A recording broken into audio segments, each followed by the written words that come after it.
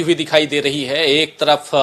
मल्लिकार्जुन खड़गे सटीक भाषण देते हुए, खासकर जनसभा में जो उन्होंने भाषण दिया और जो आप बता भी रहे हैं, एक बहुत ही सटीक भाषण। लेकिन राहुल गांधी के भाषण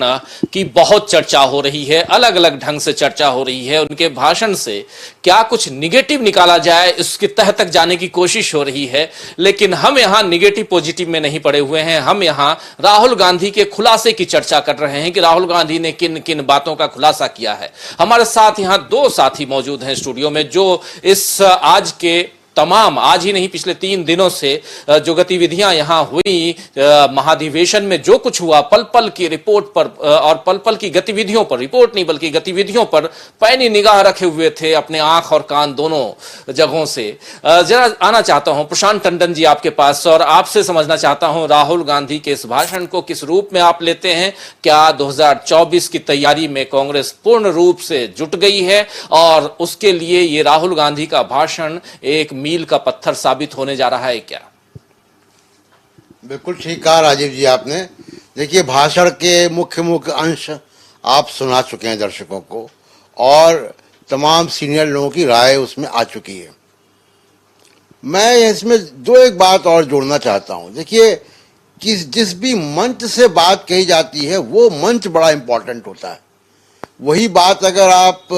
सड़क पे कहते हैं तो उसका मायने कुछ और है, वही बात अगर संसद में खड़े होकर कहते हैं तो उसका दायरा बहुत बड़ा होता है।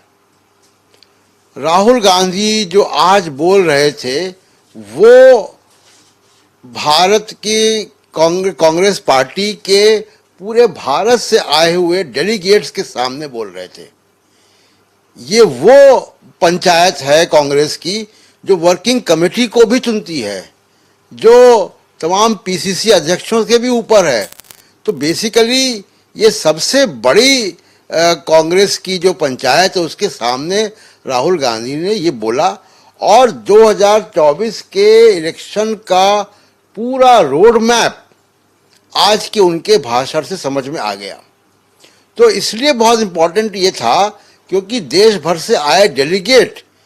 इस कॉन्फिडेंस के साथ जाएंगे कि वो चाहे वो कर्नाटक से आए हो जहाँ चुनाव आने वाले हैं, चाहे वो पश्चिम बंगाल से आए हो या तमिलनाडु से आए हो या केरल से आए हो,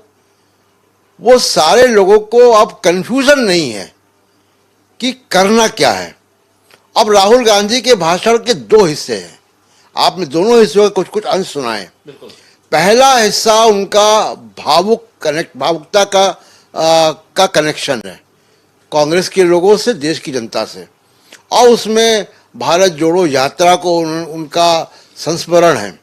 लेकिन दूसरा हिस्सा उनका विशुद्ध राजनीतिक है, और मैं उसी दूसरे हिस्से में 2 मिनट में अपनी बात रखता हूं। देखिए, बीजेपी के कमान में क्या क्या तीर हैं, बीजेपी क्या क्या औजार लेकर, क्या क्या टूल्स लेकर चुनाव में जाती है। गोदी मीडिया है उनके पास इलेक्शन कमीशन का रुझान भी बीजेपी की तरफ रहता है,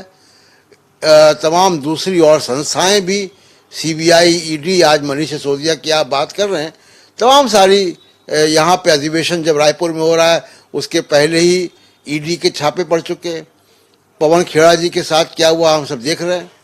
तो ये सारे औजार हैं बीजेपी के पास। उसके अलावा नैरेटिव क्या है, पोलराइजेशन हिंदू मुसलमान, और दूसरा पिछले कुछ वर्षों से उन्होंने कोशिश की है, और काफ़ी हद तक मैं कहूँगा पॉलिटिकली कामयाब भी रहे हैं, कि राष्ट्रवाद पे उन्होंने मोनोपोलाइज किया है कि हम अकेले सच्चे राष्ट्रवादी हैं और बाकी सबको वो राष्ट्र विरोधी कायम करार कर देते हैं। इसका बाकी पॉलिटिकल पार्टीज ने जवाब नहीं दिया। पॉलिटिकल पार्टीज जब भी इसका जवाब ढूंढती हैं तो वो राष्ट्रवाद को सीधे एड्रेस ना करके रोजगार, महंगाई या दूसरी बातों को की तरफ ध्यान मोड़ने की कोशिश करती हैं, जिसको अंग्रेजी में कहते हैं कि holding the bull by the horns, सीधी टक्कर। तो राहुल गांधी ने आज बीजेपी के राष्ट्रवाद को सीधी टक्कर दी है और उनके राष्ट्रवाद को कायरता बता दिया। ये 2024 के इलेक्शन का ये रोड मैप है कांग्रेस का, कि उन्होंने अडानी को कह दिया कि ईस्ट इंडिया कंपनी है, उन्होंने अब मोदी अडानी का कनेक्शन है। राहुल गांधी का भाषण हम सुन रहे थे, वो हिस्सा आपने नहीं सुना है, जिसमें वो कह रहे थे कि मोदी ही अडानी है और अडानी ही मोदी, और कैसे उनकी फोटो है, कैसे ऑस्ट्रेलिया में जाते हैं और स्टेट बैंक ऑफ इंडिया की चेयरपर्सन साथ में होती हैं, वगैरह वगैरह। तो अडानी पर उन्होंने मोदी को वो कर दिया इस्टेब्लिश। अब दूसरा कि जो जयशंकर का बयान है, जो चीन हमारे यहाँ घुसा हुआ है, हजारों किलोमीटर की ज़मीन उसके कब्जे में है, वो गांव बना लेता है यहाँ पे, वो कुछ भी करता है, और उसके बाद आपका विदेश मंत्री, और सिर्फ विदेश मंत्री नहीं, वो कैबिनेट कमेटी ऑन सिक्योरिटी का मेंबर है, वो व्यक्ति ये कह रहा है कि हम चीन से नहीं लड़ सकते क्योंकि अर्थव्यवस्था चीन की बड़ी है हमसे। उसका राहुल गांधी ने जो जवाब दिया है, जो हमारे बाकी साथियों ने भी उसको पॉइंट आउट किया है कि ईस्ट इंडिया कंपनी की इकोनॉमी तो भारत से बड़ी थी, अंग्रेज के बारे में तो कहते थे कि उसका सूरज ही अस्त नहीं होता, उससे भी हम लड़े और जीते। तो ये कायरता जो इनका लेबल अब नया लगाया है कि आरएसएस बीजेपी का राष्ट्रवाद कायरता का राष्ट्रवाद है, ये एक नया कॉन्फिडेंस उन तमाम कांग्रेस के लोगों को देगा जो यहाँ पे देश भर से आए हुए थे, और ये 2024 का नया नैरेटिव यहाँ से निकल कर आ रहा है। यानी बेरोजगारी, तमाम सारे मुद्दे जिसमें प्रस्ताव हैं कांग्रेस के, आज भी युवाओं का प्रस्ताव आया, उसमें भी तमाम सारी बातें आई हैं। तो महंगाई, बेरोजगारी, ये सारी बातें होंगी, लेकिन जो बीजेपी का सबसे बड़ा हथियार था, राष्ट्रवाद पे एकाधिकार, उस पे बड़ी चोट राहुल गांधी ने आज कर दी है। राजीव जी जी बिल्कुल, एक बड़ी चोट राहुल गांधी की, और राष्ट्रवाद ही नहीं बल्कि अडानी ही मोदी हैं, मोदी ही अडानी हैं, ये बात भी राहुल गांधी ने अपने उस मंच से, एक सबसे बड़े कांग्रेस के पंचायत से उन्होंने जो रखी है। ये क्या आने वाले समय में